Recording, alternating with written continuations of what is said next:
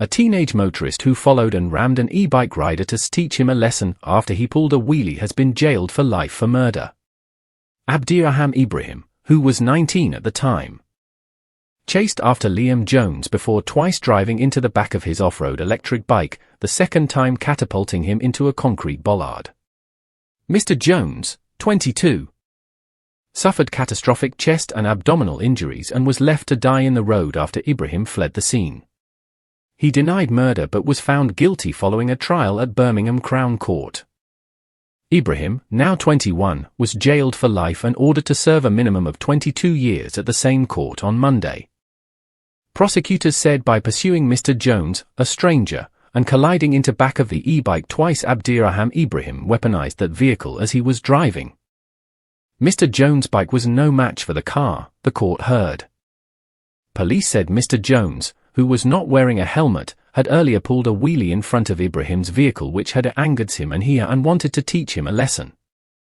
His brother Abdullahi Ibrahim, now 22, who was in the car at the time of the incident in August 2023, was jailed for 2 years and 10 months after previously pleading guilty to assisting an offender. The prosecution said both men knew Mr. Jones had been very seriously injured when they fled the scene and abandoned their car. They later took taxis home but not before stopping at a shop. Kelly Jones, Mr. Jones' sister, said he was a much-loved brother, uncle and friend to many. In a victim impact statement read to the court on Monday, she told how the family had been called to the roadside following the crash and watched on in horror as paramedics tried and failed to save him. She said every day was now a struggle.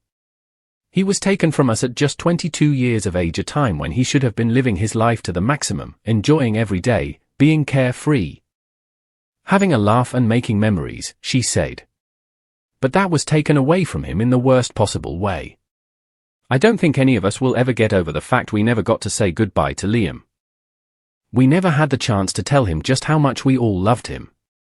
Jailing the brothers, who the court heard came from a large Somali family. Judge Andrew Smith said Mr. Jones was unable to get away as Abdiraham Ibrahim had driven with purpose and speed to catch him. He said there was no evidence Mr. Jones and his friend tried to race the brothers or did anything to encourage you to interact with them.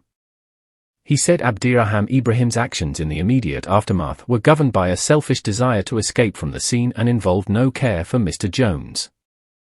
Addressing Abdiraham, he said he had pursued Mr. Jones in a determined and deliberate way.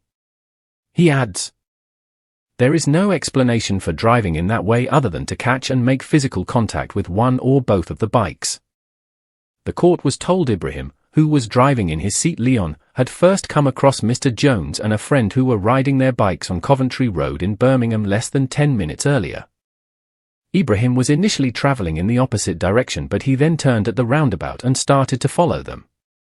CCTV showed the car in close proximity and Mr. Jones performing a stand-up wheelie in front of the vehicle. In their desperation to shake off Ibrahim, the riders changed route, even going the wrong way down a one-way street, but he caught up with them again on Moat Lane. While Mr. Jones' friend managed to veer away, Ibrahim then drove at the remaining rider. After knocking Mr. Jones off, Ibrahim then drove over the bike before doing a U-turn and making off in his vehicle. The brothers were arrested the next day at their then home address in Yardley. When officers arrived, Abdiraham Ibrahim told a number of lies about where his car was, including it had been parked up elsewhere at about 9:30 p.m. Detective Inspector Nick Barnes, from West Midlands Police Homicide Unit, said Abdiraham Ibrahim was intent on causing harm to Liam. He could have turned off at any point, but he followed the riders and wanted to be in control. This was not a case of racing gone wrong as had been claimed by Ibrahim, but of him menacingly pursuing Liam and his friend. "We believe he was angered by Liam's showboating and wanted to teach him a lesson. He knew what he had done and did nothing to help, instead driving off." Tragically, Liam lost his life and Ibrahim will now spend many years of his own young life in prison. Ibrahim's brother may have felt a sense of loyalty, but by trying to help his sibling he is now also a convicted criminal.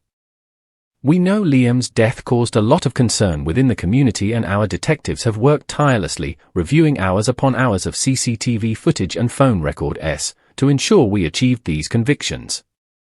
While nothing will ever bring Liam back, we hope knowing those involved have been caught and are being punished will provide some solace to his family and friends.